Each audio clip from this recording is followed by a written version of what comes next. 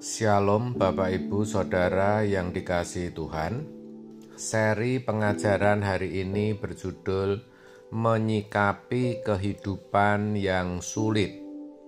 Perang Ukraina dan Rusia, serangan Israel terhadap Hamas yang belum juga berakhir, ekonomi global yang semakin sulit, apalagi tahun politik yang semakin memanas, diakui atau tidak, menjadikan hidup ini semakin berat dan sulit.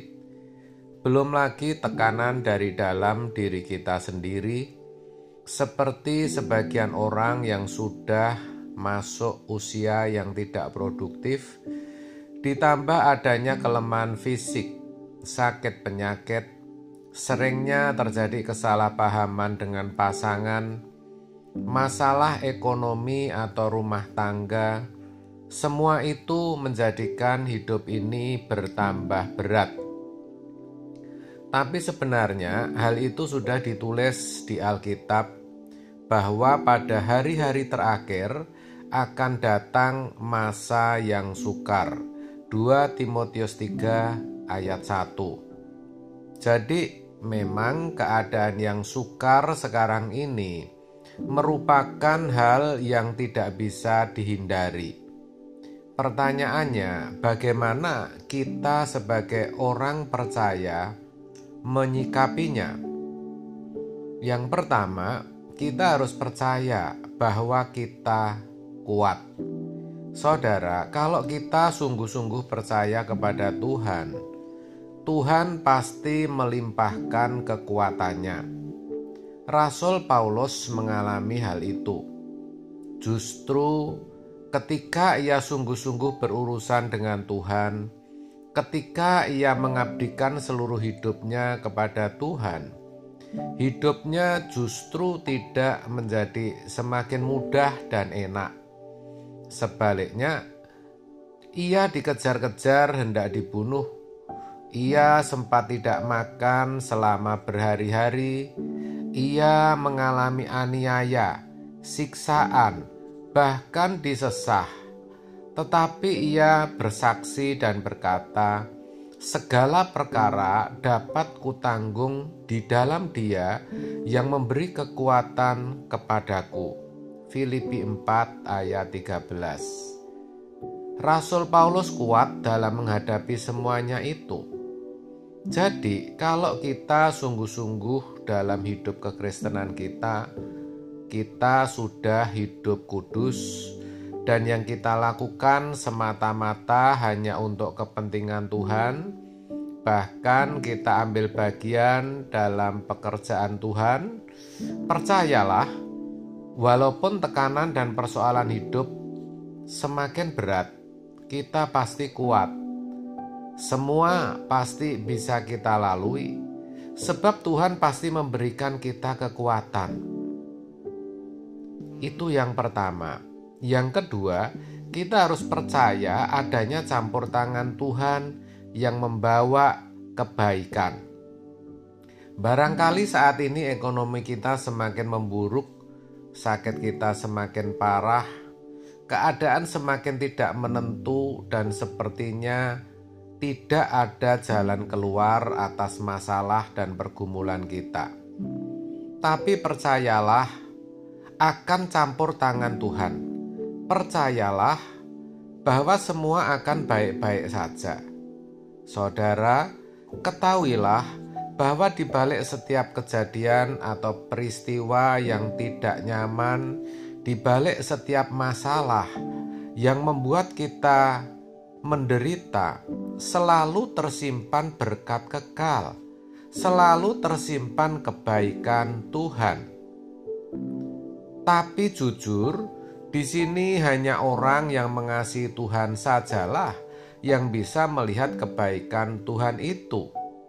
Roma 8 ayat 28 berkata, Allah turut bekerja dalam segala sesuatu untuk mendatangkan kebaikan bagi mereka yang mengasihi Tuhan, yang hidup sesuai dengan rencananya. Maka bagi orang yang tidak mengasihi Tuhan, tentu tidak bisa melihat kebaikan Tuhan atau berkat kekal ini. Yang mereka lihat, ya, ketika sakitnya semakin parah, persoalannya tidak kunjung selesai, itu bencana, itu kegagalan dalam hidupnya. Padahal kalau kita mengasihi Tuhan, kita akan tahu bahwa justru melalui itu semua kita semakin diserupakan dengan Yesus. Sebab Tuhan sedang mengikis karakter kita yang sombong, yang seringkali merasa tidak membutuhkan Tuhan. Karakter kita yang mudah marah atau mudah tersinggung. Bagi Tuhan, saudara, tidak sulit menyelesaikan apapun yang jadi persoalan kita. Tapi yang Dia mau, karakter kita diubahkan terlebih dahulu. Yang ketiga, kita harus percaya bahwa Tuhan selalu sediakan jalan keluar. Dalam 1 Korintus 10 ayat 13 dikatakan, pencobaan yang kamu alami itu pencobaan biasa yang tidak melebihi kekuatanmu.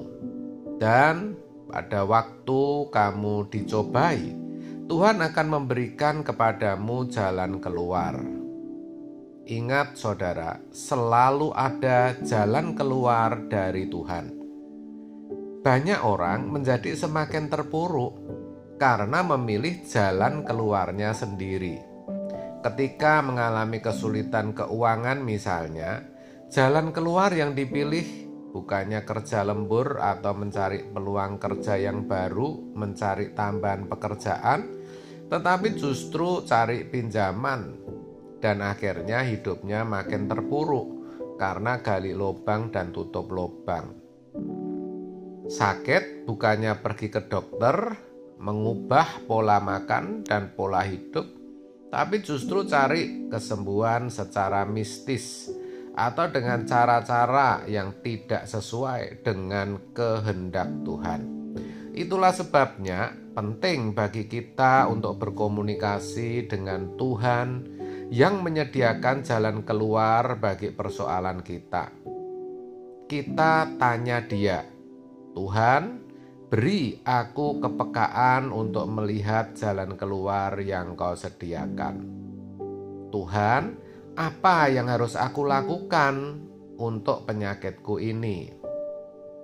Tuhan, tuntun aku agar mengerti kehendak-Mu. Begitu saudara. Dan yang keempat, kita harus percaya bahwa semua pasti berakhir. Di dunia ini tidak ada yang abadi. Semua fana, termasuk setiap pergumulan yang kita hadapi. Pengkhotbah 3 ayat 1 berkata, untuk segala sesuatu ada masanya, untuk apapun di bawah langit ada waktunya. Jadi ada saatnya kita ketawa, tetapi ada juga saatnya kita sedih. Jadi hidup ini ada dinamikanya, ada naik turunnya, ada suka dukanya. Kita sebagai orang percaya harus tahu bahwa apa yang kita alami saat ini adalah yang terbaik yang Tuhan bisa berikan kepada kita saat ini. Jangan mengeluh menghadapi tekanan kehidupan, beratnya hidup. Jangan kita hanya mau yang enak-enak saja dari Tuhan, sementara kita tidak mau menderita.